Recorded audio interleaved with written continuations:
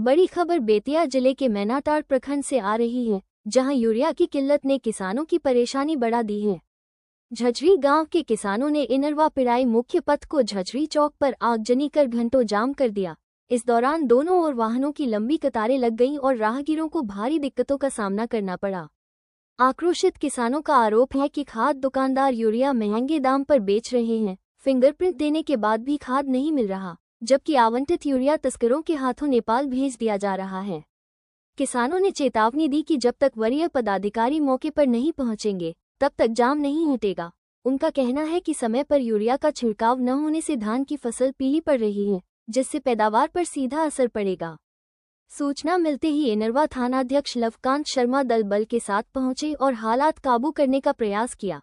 इसके बाद अंचलाधिकारी आशीष आनंद और प्रशिक्षु बीओ रमेश कुमार गुप्ता भी घटनास्थल पहुंचे। अधिकारियों ने किसानों को समझाया कि नया स्टॉक पहुंचते ही सभी को उचित दर पर यूरिया उपलब्ध कराया जाएगा। सीओ आशीष आनंद ने साफ कहा कि खाद वितरण पर प्रशासन की पूरी नजर है। यदि कोई दुकानदार अधिक कीमत वसूले तो तुरंत सूचना दे, सख्त कार्रवाई की जाएगी। आश्वासन के बाद किसानों ने जाम हटाया और आवागमन सामान्य हुआ। इसके बाद प्रशासनिक टीम ने झझरी स्थित खाद दुकानों की जांच की। गौरीशंकर खाद भंडार में केवल 15 बोरा यूरिया मिला। विंध्यवासिनी खाद भंडार की भी जांच हुई, जहां अनियमितता पाई गई।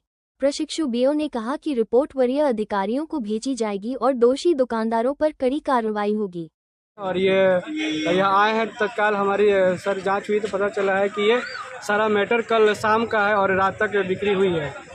तो दुकान का नाम है ये गौरीशंकर खाद भंडार, झझरी चौक पे है हम लोग। और सारे सीओ सर भी हैं, सारे मेरे कर्मी, कोऑर्डिनेटर और सलाहकार सब लोग आए हुए हैं। और दुकानदार से बात हुआ है, हम उनका गोडाउन भी चेक किए हैं। और ऐसी मुझे अभी तक लिखित नहीं मिली है, लेकिन लिखित देने के लिए लोग तैयार हैं। लिखित जैसे मिल जाएगा तो उस पर FIR हो जाएगी, लाइसेंस रद्द हो जाएगा।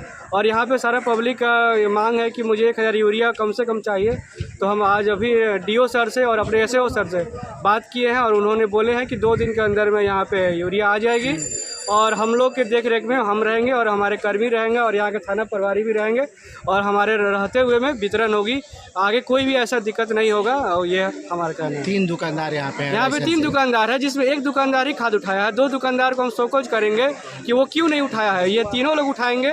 तो जहाँ तक मेरा कहना है कि सिर्फ शोकॉज कीजिएगा कि जो 2 नहीं उठाते हैं किसानों को समस्या को देखते हुए कुछ कार्रवाई भी होगी। हाँ, उन लोगों की कार्रवाई होगी। पहले पूछा जाएगा कि आप क्यों नहीं उठाए। अगर उनका जो बात है वो स्वीकृत नहीं होगी, कोई अगर सही कारण नहीं होगा तो उन पर कारण शोकॉज होगी और उस पर कार्रवाई होकर रद्द हो जाएगा लाइसेंस।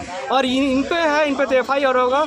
और आगे की देखिए सर, जो DO सर आदेश देंगे वो भी काम होगा। एक आरोप सर लगाया मतलब जनता लगा रही है, यहाँ की ग्रामीण जनता लगा रही है कि यहाँ की खाद को ब्लैक नेपाल भी बेचा जा रहा है। सर, ये ग्रामीण लोग तो ऐसा बोल रहे हैं, लेकिन ऐसा कहीं प्रमाण में नहीं आया है। हम पूछे हैं कि मुझे कोई एक भी प्रमाण दे, तो ये ऐसा कुछ प्रमाण में नहीं। रजिस्टर चेक किया आपने? कितना यूनिट यूरिया उठा था और कितने का वितरण हुआ है? देखिए यहाँ पे 100 बोरा आया है, जिसमें से 15 बोरा यहाँ पे गोडाउन में 15 है और 85 इन्होंने वितरण कर दिया है, जो कि एक गलत तरीके से वितरण हुआ है। मेरा कोई स्टाफ नहीं था, कोई खबर भी नहीं था। मुझे खबर तो आज सुबह हुई है। क्या नाम है आपका? मेरा नाम रमेश कुमार गुप्ता है और हम प्रशिक्षु BO हैं, नए अभी ज्वाइन किए हैं। जब तक सर हम लोग को खाद नहीं मिलेगा, हम लोग यहाँ से हटने वाले नहीं हैं। जब तक खाद हम लोग को नहीं मिलेगा, हम लोग का माल सर किसी का लाइसेंस हम लोग रद्द नहीं करने के लिए हम लोग को खाद चाहिए। हम लोगों को सर खाद चाहिए। जो यहाँ की आवश्यकता है ना, जो यहाँ की आवश्यकता है उसके अकॉर्डिंगली, ठीक है, उसके अकॉर्डिंगली हम लोग जिला को इंटीमेट कर रहे हैं, बता रहे हैं और उस मात्रा में हम लोग प्रयास कर रहे हैं कि खाद को उपलब्ध कराएं। अगर रहना चाहते हैं तो यहाँ पे हम लोग छाव में व्यवस्था कर देंगे। खाने पीने का कोई दिक्कत नहीं होने देंगे। हम लोग यहीं भूखे प्यासे बैठेंगे जब तक खाद नहीं जाता। ठीक, सुनिए, हम लोग अभी जिला से बात कर रहे हैं। बात किया जाए सर, ऐसे रोड को इसको ब्लॉक जिस जिला की आप बात कर रहे हैं ना, चंपारण से ही भितवाड़ा गांधी आश्रम से देश आजाद हो गया। आप लोग फिर कह रहे हैं कि जिला का नाम जिला को से जो है करवाया जा रहा है। हमारे बाल बच्चों को देखा जाए, हमारी बदहाली को देखा जाए। खाद के लिए रोड ब्लॉक किया था, आप जांच में क्या पाया? जी, हम लोगों को सूचना मिली थी कि कुछ अनियमितता पाई गई थी, जिस कारण पब्लिक यहाँ विरोध कर रहे थे। तो हम लोग थाना प्रभारी तुरंत यहाँ पे स्पॉट पे पहुँचे, यहाँ पे पब्लिकों की बात हम लोगों ने सुनी और उसके बाद जो भी इनका कंप्लेन था उसके अकॉर्डिंगली हम लोगों ने जांच किया। साथ में बीओ साहब भी हमारे साथ हैं, सब रजिस्टर देखा गया है और जो भी ब्लैक मार्केटिंग का जो भी आरोप लगाया गया है, जिनके द्वारा भी लगाया गया है, वो अपना लिखित आवेदन दे रहे हैं। लिखित आवेदन के आधार पर FIR प्राथमिकी दर्ज की जाएगी और जो भी विधिसम्मत कार्रवाई होगी लाइसेंस रद्द करने की वो की जाएगी। और साथ ही अब लोगों को इंश्योर कर दिया गया है जिला कृषि पदाधिकारी से बात करके कि जो भी यहाँ की नेसेसिटी है, जो रिक्वायरमेंट है, उसके अनुपात में यूरिया का प्रोविज़न हम लोग यहाँ पे करवा रहे हैं, सप्लाई करवा रहे हैं 2 दिनों में। ऊपर से हम लोगों को दिशा निर्देश आया है कि जो भी सप्लाई, जो भी डिमांड है उसके अनुपात में सप्लाई कर दी जाएगी। तो लोग इस बात से मान चुके हैं और जो भी रोड ब्लॉक था लोगों के द्वारा जो भी मांग थी, उसके बाद अभी रोड क्लियर हो गया, यातायात पूर्ण रूप से क्लियर हो गया। विधि व्यवस्था की अभी यहाँ कोई भी इशू नहीं है, पब्लिक भी समझ गए हैं और ये लोग हम लोग को पूरा कोऑपरेट कर रहे हैं।